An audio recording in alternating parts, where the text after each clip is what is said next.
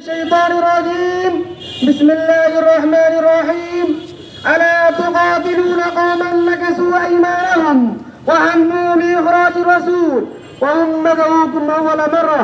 أتخشونهم فالله أحق أن تخشى إن كنتم مؤمنين আমরা বলতে চাই হৃদয়ের গভীর থেকেই বলতে চাই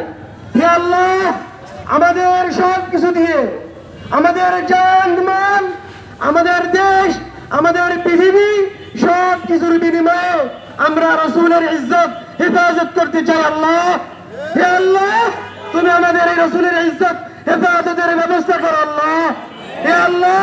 আমাদের এই পচা গন্ধা মানুষগুলোকে তোমার রাসূলের ইজ্জত হেফাজতের জন্য কবুল করো আল্লাহ